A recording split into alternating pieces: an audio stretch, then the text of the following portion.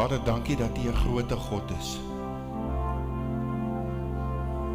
Dankie dat U almagtig is.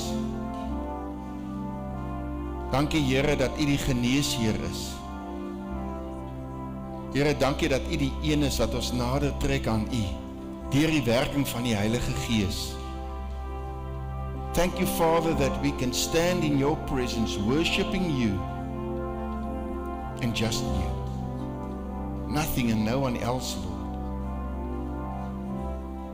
Thank you, Father, for the privilege that we have to be able to stand in Your presence, to be able to come to You as sons and daughters of the Most High King, coming before You, not as an orphan or as a slave, but as a son, as a daughter. And Father, thank You for Your word that is guiding us, that is equipping us, that is leading us into how we need to live our lives. Dankie dat U woord ons stig, Here, dat U woord ons krag gee en dat U woord ons lei en openbaar dit wat geheim was aan ons, Here. Soos wat ons lees, soos wat ons U woord inbid en deurbid. Dankie Jesus, dat U gekom het en U woord lewend gemaak het vir ons. And Father, as we spend time this morning in Your word, I pray, Lord, that You will reveal to each one that what he or she must take from Your word, from that part of Scripture in Luke this morning. What You want to say to each one of us. And I pray this in Jesus' name. In Jesus' name. Amen.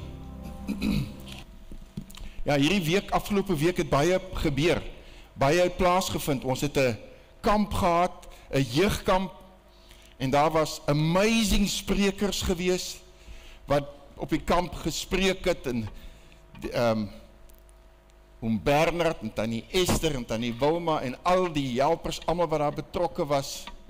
Ons gaan nog een Sondag terugvoer gee oor wat als daar gebeur het by hierdie kamp. So kan nie wag om te hoor nie. Ek het van die video's gesien en ek kan sien die kinders het hulle geniet. Ek het gehoor ook, some of the children were tired. They were out of it, so tired they was after this camp. Am I right? Yes. They will say yes. Ons is in 'n tyd in die seisoen waar dit amper tyd is om te oes. In 'n oesseisoen waar ons die oes gaan bymekaar maak, die graanoes. En as ons na die oes kyk op die lande, dan wil ons vir mekaar sê die oes is amper ryp. Maar daai oes het nie net van self daar gekom nie. Daar was 'n proses. Daar was tyd wat verloop het. En wanneer ons na die woord van God kyk, sien ons wat hy vir ons in sy woord sê oor oes. En ook, as ons gaan kyk, en this morning I want to focus on the sower in Luke 8. So those of you who have your Bibles here can turn to Luke 8 so long. But I want to spend time on Luke 8 this morning. En as ons na hierdie gelykenis kyk in Lukas 8, sien ons dat die gelykenis, dit word genoem die gelykenis van die saaier. Maar wat vir my so interessant is, wanneer ons kyk na Lukas 8 vers 11, sê dit is dan die gelykenis. Die saad is die woord van God. Now the parable is this. The seed is the word of God. And that is what my message is this morning. The word, a seed. And it's Jesus that is saying this. It's not man that is saying it. It's Jesus that came in the form of man when he walked the earth, who said it, that the seed is the word of God. En as ons na 'n saadjie kyk, ek wil hê jy moet so half in jou geestesoog 'n saadjie sien.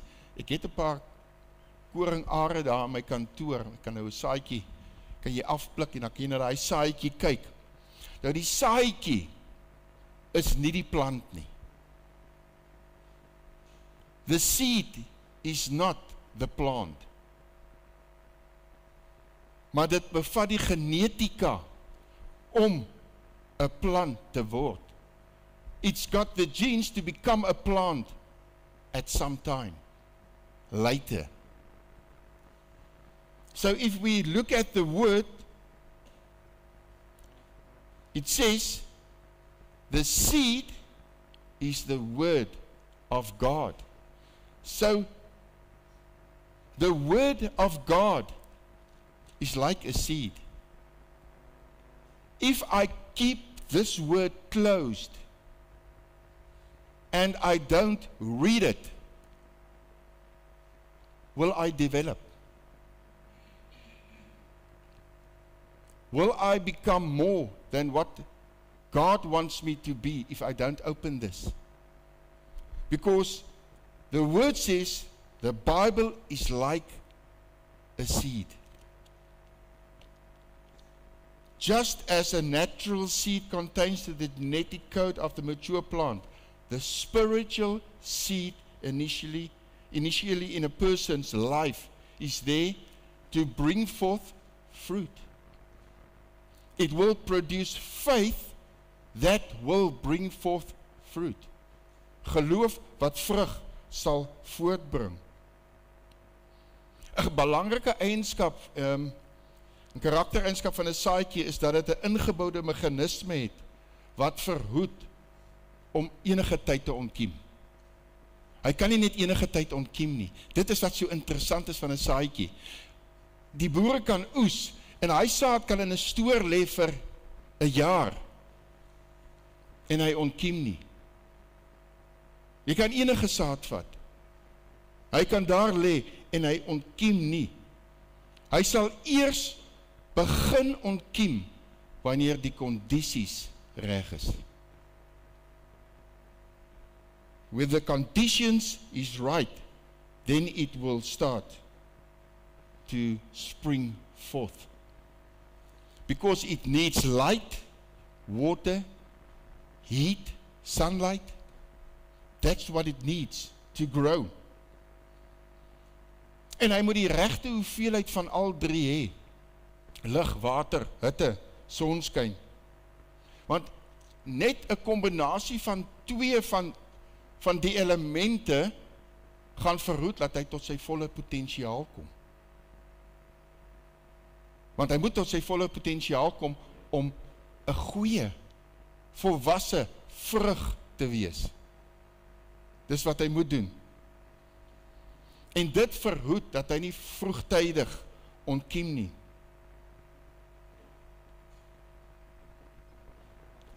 God put this genes, this genetics in a seed, because the seed is the foundation of all life. Life springs forth from this seed, and it will bear fruit. And that's also true with our spiritual lives. Or we can say our spiritual seed.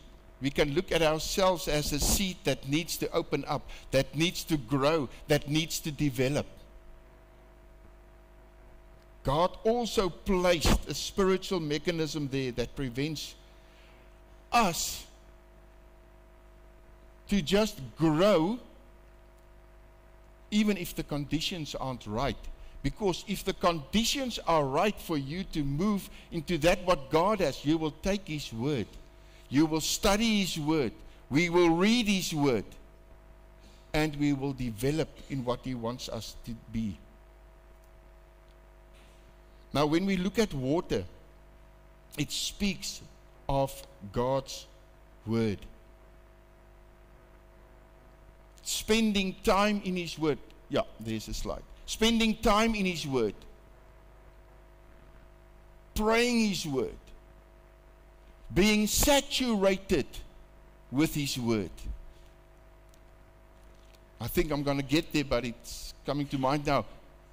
Springs of living water will well up within us as we read His Word. Light speaks of the revelation through the Spirit of God that gives illumination to the Word within us.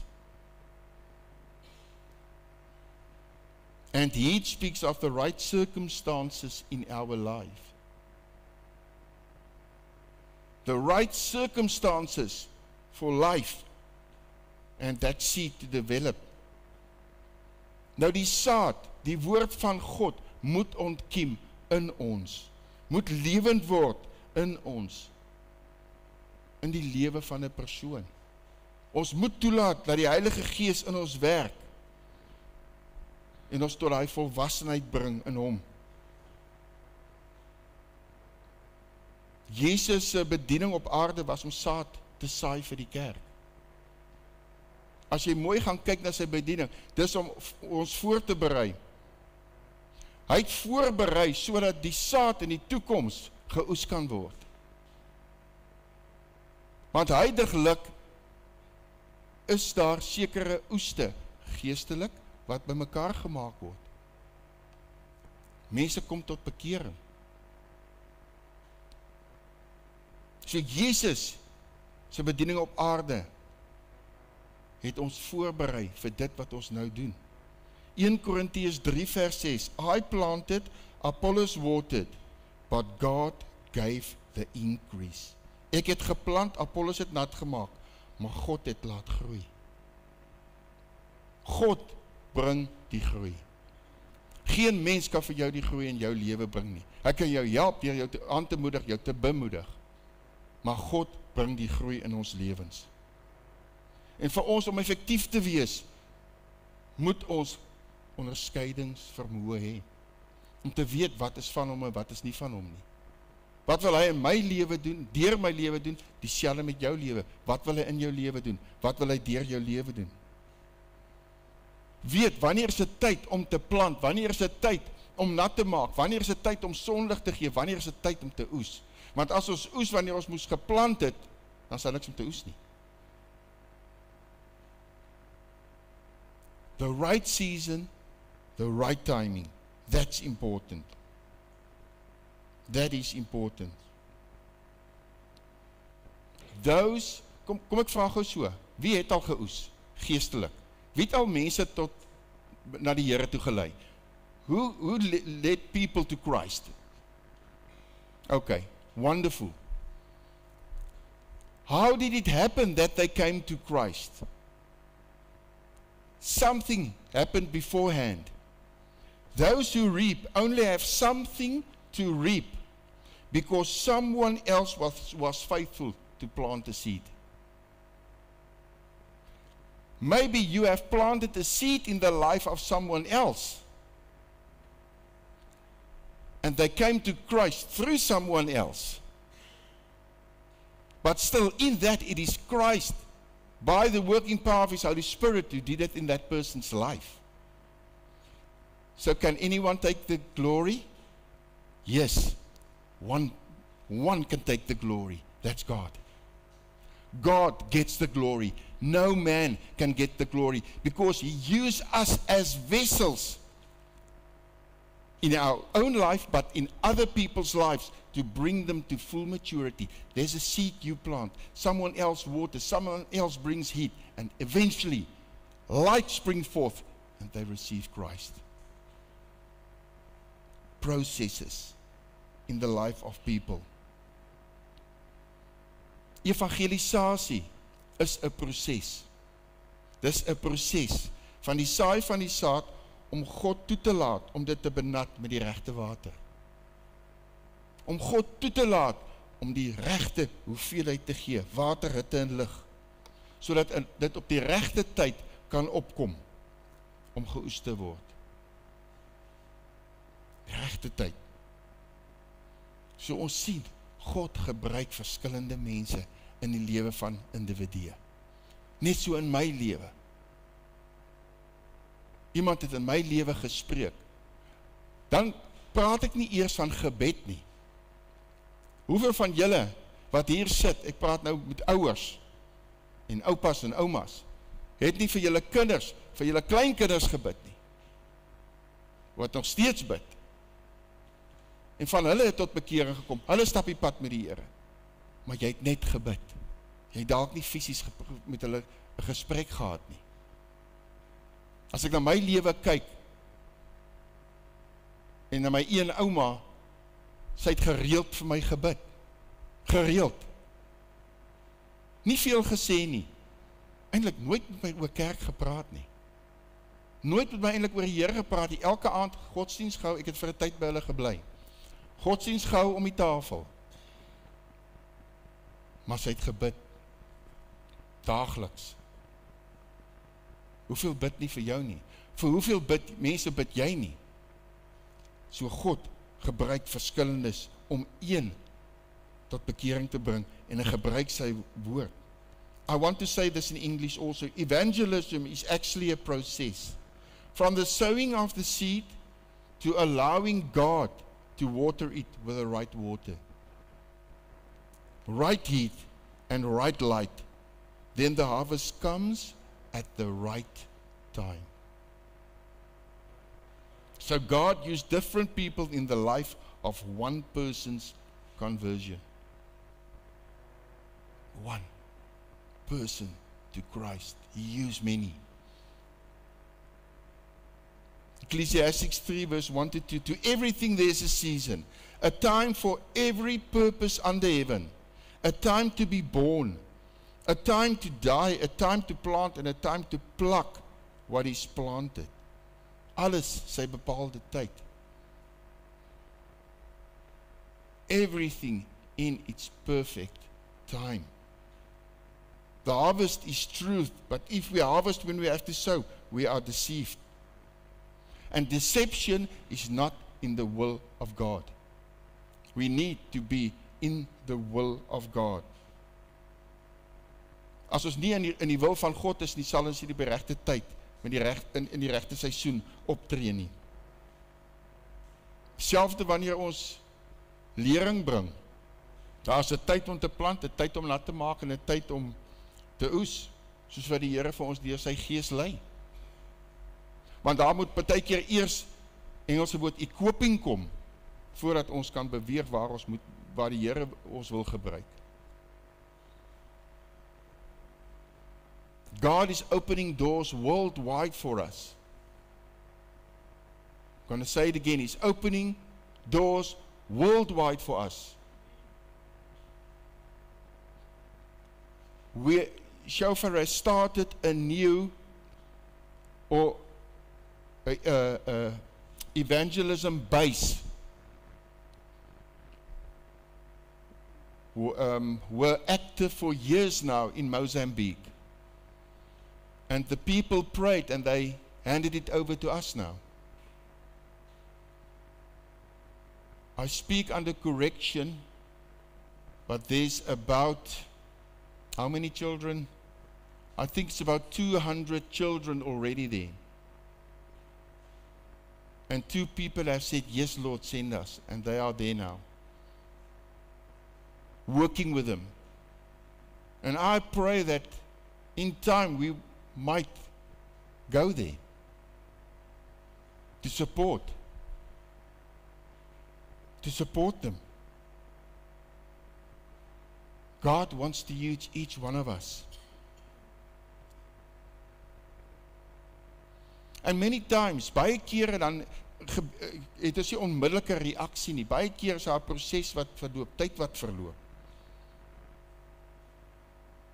Voordat volwassenheid kom, voordat daai saad opskiet en groei tot volwassenheid. Wie het hulle nagemaakte vrug gehad? Nog nie? Hoekom nie? Kan jy sien hy's fake? Jy nog een gehad nie? It's fake, like Marika says. No taste. Plastic. We as Christians must bring forth the right fruit in the right time. not fake or artificial fruit. Lord, am I producing the right fruit? That's a question that I ask myself. Lord, am I producing the right fruit in the right season? That's important. We can produce fruit, but is it the right fruit in the right season? Wanneer ons na die gelykenis van die saaiër kyk, sien ons dat die saad wat gesaai is deur die saaiër op 3 verskillende plekke geval het. En dat die saad op 3 verskillende maniere getoets word.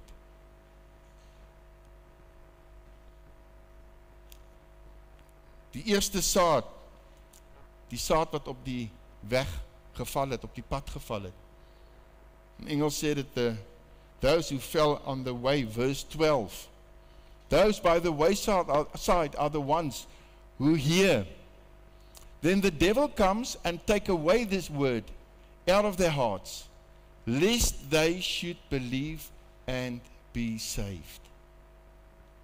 To how many people have you spoken about Christ, and the devil came and took away the word out of their hearts? How many times do we minister and that happens? To have a personal understanding of truth is essential if we are to bear the fruit of the word. And as I look at this scripture, I thought, Lord, what is happening? Soos wat ons spreek, soos wat die woord gedeel word, kom die vyand en hy kom steel daai woord. En vanoggend is daar gebid dat die woord nie gesteel word nie. And without a personal, committed life to Jesus, we won't experience true fruit in our lives. It will be fake. Because at one time we will live like Christ tells us to live, but at the other time we will do as the word will teach us. And we need to make a stand. Diegene met wie ons op pad stap, moet 'n openbaring van die woord van God hê deur die werking van die Heilige Gees. Sodat daar daaglikse groei in ons lewens plaasvind. En hier praat ek met myself ook. Ons moet daagliks groei in Christus, soos wat ons sy woord lees. Ware geloof is nie blind nie. True faith is not blind. It's the very essence of illumination, the very essence of understanding God's word, understanding what He is saying. Soos wat ons sy woord lees, soos wat ons in die skrif gaan en lees. Ons lees dit nie net om die tyd verby te kry nie, maar ons lees om te verstaan. Ons lees om te kyk dit wat God vir my sê. Wat sê U vir my, Here? As ek na hierdie skrif kyk, die langs die pad is die hoorders. Nou kyk ek na dit wat langs die pad geval het. Hulle het gehoor. So hulle is nie doof nie. God het vir hulle ore gegee om te hoor, so hulle hoor. Maar op die pad wat hulle stap, met dit wat als gebeur, en het hy woord wat gekom het, het hulle hom net half gehoor.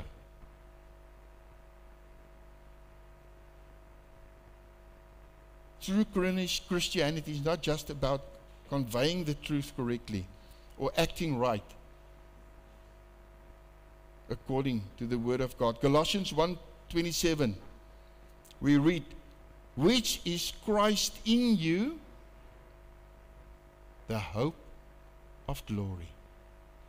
As we read His word, Christ become more and more within us, and that's our hope of glory. When the truth of the word is in our heart, it will be a way of life, and we will have a love for God and a love for His word. Jy gaan 'n liefde vir God ontwikkel en 'n liefde vir sy woord. I want to desire you more, Lord. I want to desire you more. Wil meer en meer van U hê. Die tweede toets, vers 13, dit wat op die rots geval het. Die wat op die klipbank val, op hulle wat die woord met blydskap aanneem, wanneer hulle dit hoor.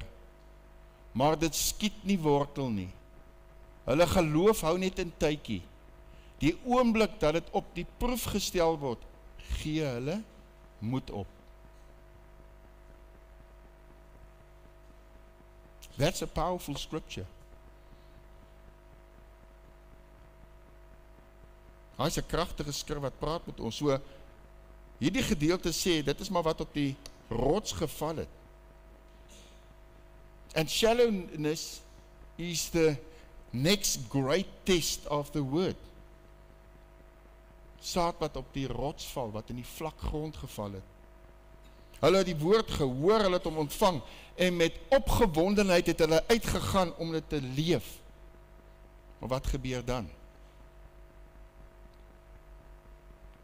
Dan kom daar toetse. Dan kom daar uitdagings. En dit wat hulle gehoor het, is in die verlede. Dit word nie meer geleef nie. Baie keer sal ons sien dat 'n plant baie vinnig groei. Hy skiet saad en hy groei vinnig op. Maar ons moet versigtig wees, want hulle wortelstelsel is nog nie goed ontwikkel nie. Wat gebeur met so 'n plant? Ek dink julle boere kan vir my die beste vertel. Hy gaan nie staande bly nie. Wat 'n boer dan kom en hy doen, hy help hom. Hy sit vir hom 'n stok in of iets. Maar hy kan nie staande bly nie. Hy kan nie op sy eie tot volle volwassenheid groei nie. Hy staan die gevaar om in mekaar te stort. So as ons na die skrif kyk, but the one on the rock are those who when they hear receive the word with joy. They receive it with joy. They are happy. Yes, I'm going to take this word. I'm going to walk with this word. I'm going to live this word. And then, oops, and these have no roots. Who believe for a while and in time of temptation fall away. Oh Lord, life is difficult. No, Lord, I'll come back again later. I'm going into this. I'm going to work with this. I'm going to do my own thing. I'm going to try and solve things through my own. That's the time we need to run to Christ. So they have heard it. They are happy. They are joyful. But then they fall away because of circumstances of life. Jesaja 61 vers 3. Sodat hulle genoem kan word terebiete van geregtigheid, so that they may be called trees of righteousness. Why did I bring in this scripture? When you look at a tree, wanneer jy na 'n boom kyk, 'n eikeboom, het hulle akkerboom, hierdie groot akkerbome gesien. In Stellenbosch is daar baie. Nou, daai stam van daai akkerboom is groter as ons. Ek dink as ons so 2 of 3 van ons bymekaar sit, is hy nog groter as ons. Ek praat nie net van die stam wat onder uitkom, ek praat van daai takke. Dis massief groot. Nou, hoe kry hy dit reg om staande te bly? Hoe kry 'n eikeboom, 'n akkerboom dit reg om so staande te bly? Sy wortels is diep. Sy wortels is groot. Want as sy wortels nie groot was en geanker is in die grond, in die rots nie, sal hy top heavy wees en hy sal omval. Dis wat sal gebeur. The oak tree will not be able to stand if the roots aren't strong and deep. It will be top heavy. And that's the same with us. If we're not grounded in the word of God, we will not succeed. We will not remain standing. We need to be in the word. Another trait of the oak tree is that it gets stronger during a drought season. You can read it up. During a drought season, it gets stronger. You would think there's no water. How is this thing going to get stronger? They're so big. Through a normal summer season, they give about 50 to 100 gallons of water. Is omtrent 190 na 380 liter water per dag wat hulle in die atmosfeer loslaat, deur transpiransie.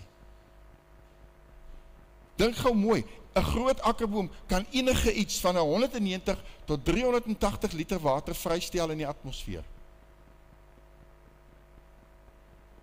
Dis per dag. 'n Uitgegroeide boom, wat nou al jare staan, hulle sê hulle het al navorsing gedoen, hy kan tot 760 liter per dag in die atmosfeer loslaat.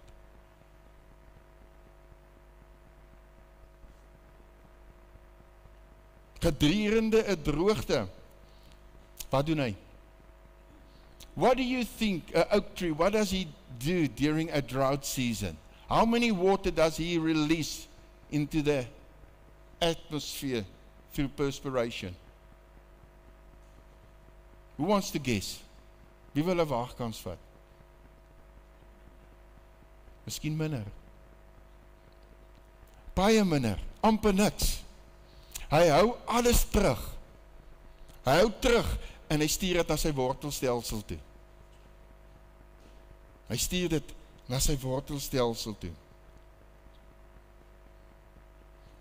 En sy wortels gaan nog dieper om water te gaan soek. The roots in a drought season goes much deeper looking for water. And when we come to the Word of God, in a drought season in our lives, I must be in the Word. I must be steadfast in the Word. Seeking God's truth, seeking His guidance. That's what we need to do. Not running away from Him. In 'n woestyntyd in ons lewe, moet ons nie weghardloop van Hom af nie, moet ons na Hom toe gaan. Moet ons hierdie woord vat, en ons moet dit lees, bestudeer. Johannes 7 vers 38, hy wat in my glo, soos die skrif sê, strome van lewende water sal uit sy binneste vloei. He who believes in me, as the scripture has said, out of his heart will flow rivers of living water. Not just a stream, rivers of living water from out of the inner being of who we are. Just by taking the seed, the Word of God. Study it. Read it. When we become dry, it's because we are abiding in a place that is too shallow. When it is dry, or when we become dry, we are abiding in a place that is too shallow. We need to find that source that never runs dry. That is Jesus. That is Jesus. He is our source. He is our strength. En dan die derde toets. Die deel wat in die dorings geval het. Die deel, those that fell in the thorns.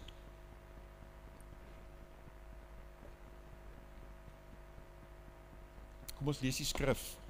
Now the one that fell among thorns are those who, when they have heard, so they have also heard. Take note, they have heard. Go out and are choked with cares, riches, and pleasures of life, and bring forth no fruit to maturity. Hulle het gehoor, selfde soos die voriges, hulle het gehoor, maar dit wat in die lewe gebeur, het veroorsaak dat hulle verstik, sê die Afrikaanse gedeelte, en hulle het nie saad geskiet nie, hulle het nie opgegroei tot volwassenheid nie. As ons intensies en fokus vir hierdie wêreld is, kan ons nie sy koninkryk sien nie. If our intentions and our focus is for this world, we will not see the kingdom of God. We cannot see it. Because this world will blind us to see that what He has for us. If our focus is on this world. As ek en jy in Jesus is, as ons in Christus is ons eintlik blind vir dit wat om ons aangaan, dit wat van hierdie wêreld is, dit wat die wat die wêreld vir ons bied. As ons dood is vir die wêreld, wat kan hierdie wêreld ooit aan ons doen? Niks. Hy kan niks aan ons doen nie. Want as ons sê ek is geestelik dood vir die wêreld, nie fisies dood nie, want dan is jy by Jesus. As ons die wêreld een kant toe geskuif het, kan niks ons keer om in die volheid van Jesus te leef nie. Want ons fokus is nie op die tydelike nie. Ons fokus is op die ewige. En wanneer my en jou skatte in die hemel is, sal ons harte ook daar wees. If our treasures is really heaven, then our hearts will also be there. We need to be in a relationship with our Father in heaven. We need to be in that relationship by spending time in His Word. Om tyd in sy woord te spandeer. Why? Why must we spend time in His Word? Because this is the most powerful thing we can do. And that is to grow into the fullness of what Christ has for us. So that we will bear fruit. Sodat ons veel vrug sal dra.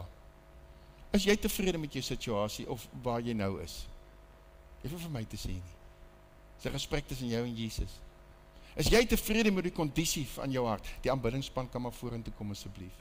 Is jy tevrede met die kondisie van jou hart waar jy heiliglik is? Our heart are then fruitful ground that will produce fruit from true faith. If your heart, if you are kingdom minded, it will bear fruit. Now, everyone won't bear the same. Some 30-fold, some 40-fold, some 100-fold. But what has God given you? What has He said to you? The Lord says, if our faith is like a mustard seed, we will be able to move mountains. At the summit, one person shared a word, a testimony of his life. Because we so easily say, I can't do this, I can't do that. Ek is fisies dalk nie reg nie, ek het nie die finansies nie. Die persoon werk met kinders wat van ouers weggeneem is of vrouens wat weggeneem is uit die gemeenskap uit om hulle veilig te hou. En hulle het 'n stuk grond gesoek iewers in Londen. Het hulle grond gesoek. En hulle het net gebid. Hulle het die Here vertrou. En toe daar 'n stuk grond losgekom en die grond, ek het nie die presiese bedrag nie, maar dit is, ek praat onder korreksie, maar ek dink is 44 miljoen pond, dis so iets. En hy kry 'n oproep eendag, hy was besig om te bid, die Here te vertrou, en hy kry 'n oproep. Dit was van iemand in Londen. But they want to give this land to them. And as he speaks on the phone, he said, "Did you say give?" The person said, "Yes. We're going to give it to you. We're going to sign everything over into your organization. And you can do there whatever you want to." And then a week went by and his lawyers were busy drawing the papers and all that, and he asked his lawyers, "Are you sure? They gave it to us. We're not going to pay for it." He said, "No, they gave it to us." What is there that God said He's got for you? How does He want to use you? Waar sê jy, maar ek kan nie? of ek het nie die fondse nie. God het dit. In hom kan jy. In hom kan jy. Jou saad, my saad mag dalk klein wees wat ons besit, maar dit kan die kragtigste resultate voortbring. It might be the smallest, but it might bring forth the most powerful strength ever if we place it in God's hands and says, Lord, multiply. Dis is die vrou wat haar laaste olie gebruik het. God het dit vermeerder. God het dit meer gemaak. Kom ons staan. Let us remain in the word of God, so that the seed he sows in our lives may germinate. That the seed he sows in our lives may bear fruit. To honor him, to glorify him, and to be used by him in the lives of other people. Because the word of God is a powerful seed in our spiritual growth in him and with him. This morning, you might stand here and say, Lord, I'm one of those people. I'm at that place where the seed might have fallen on the pathway. The devil came and took the word out of my heart. I've heard it, Lord. Maar die vyand het gekom en hy die woord uit my hart uit gesteel. Of as jy dalk hier vanoggend en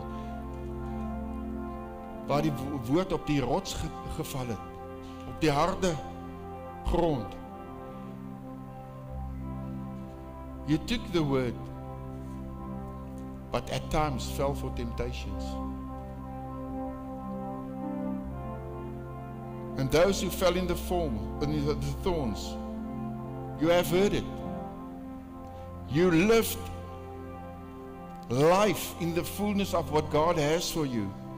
But because of the cares, the trials, the tribulations of this world, you are bringing forth no fruit. Our longing must be to desire Christ. Our longing must be to please him more and more and more. Nothing else. Nothing else. You know what? We can be busy with our daily lives. We can be busy working our farms. We can be busy in our businesses. We can be busy with our occupation. But one day, that will be gone. Gone. One thing's going to stand. The kingdom of God. That's all. Our desire must be after him, because his kingdom is the only thing that's going to stand. Not even our lives, not our houses, not our cars, not our occupations, not our pride, not even the cares of this world. Only his kingdom.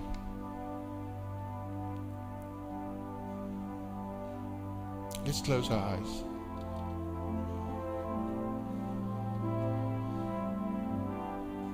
Father, you see each one of us this morning.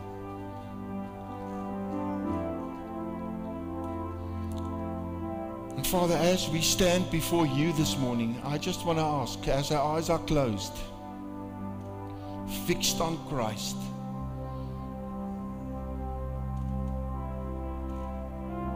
who are feeling that they are like the seed on the pathway, just show me. Or the seed that fell on the rock, you've heard the word.